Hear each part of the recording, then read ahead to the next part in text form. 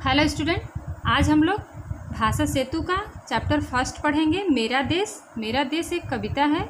इसके रचयिता हैं सोहनलाल द्विवेदी। सोहनलाल द्विवेदी इस कविता के माध्यम से भारत की भौगोलिक तथा सांस्कृतिक महिमा का वर्णन कर रहे हैं। कवि कह रहे हैं, ऊंचा खड़ा हिमालय आकाश चूमता है। हिमालय भारत के उत्तर दिशा में है, जो कि बहुत ही ऊंचा है। ऐसा लग रहा है मानो आकाश को चूम रहा है। नीचे पखार पगतल नित सिंधु झूमता है। और भारत भूमि के दक्षिण साइड में हिंद महासागर है, जो भारत के पैरों को धोता है।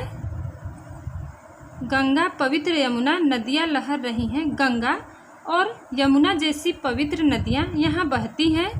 पल पल नई घटाएं, पल पल नई छटाएं पग पग छहर रही हैं। और पल पल यहाँ की जो छटाएं हैं वो बदलती रहती हैं।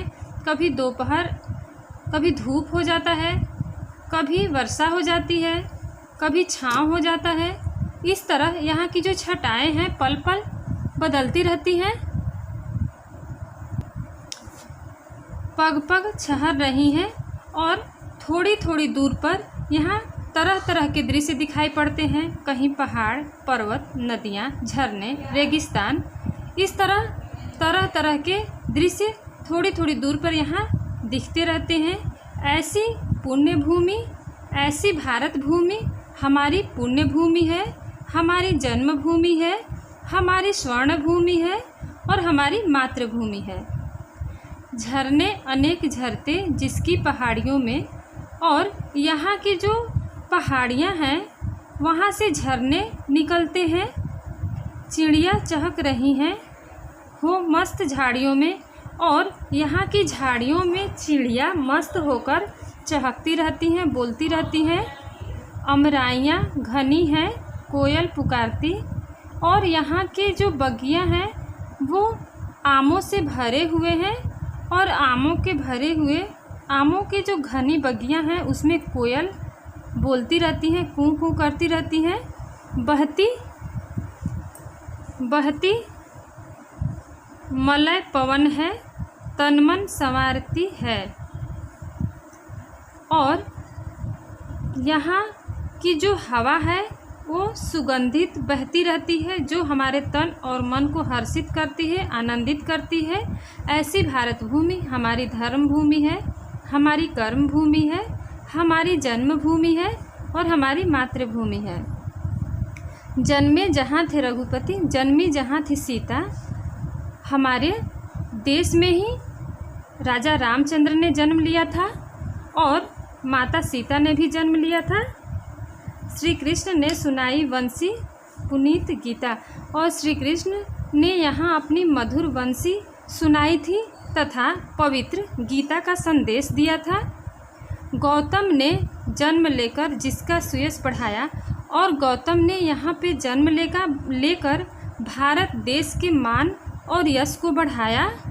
और जग को संसार को दया का संदेश दिया। दया, जीवों पर दया करने को जग को सिखाया। ऐसी युद्ध भूमि, ऐसी भारत भूमि हमारी युद्ध भूमि है, बुद्ध भूमि है, जन्मभूमि है और मातृभूमि है। इस तरह इस कविता के माध्यम से सोहनलाल द्विवेदी जी भारत की सांस्कृतिक और भौगोलिक महिमा का वर्णन किए हैं। एक्सरसाइज, यहाँ सही विकल्प चुनना है। सिंधु किसका पैर पखारता है? सिंधु भारत भूमि का पैर पखारता है। ख राइट आंसर है। पहाड़ियों में क्या झरते हैं? पहाड़ियों में झरने झरते हैं। भारत को कवि ने क्या बताया है? जन्मभूमि, धर्मभूमि, कर्मभूमि, सभी। तो भारत को कवि ने सभी बताया है।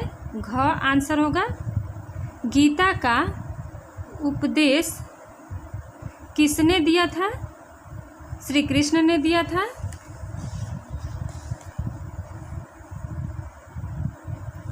इस कविता के अनुसार भारत देश का सुयश किसने बढ़ाया था? कृष्ण ने, राम ने, गौतम ने? तो घ आंसर होगा, सभी ने बढ़ाया था। प्रस्तुत कविता के रचयिता हैं, प्रस्तुत कविता के रचयिता कौन है? तो सोहनलाल द्विवेदी हैं।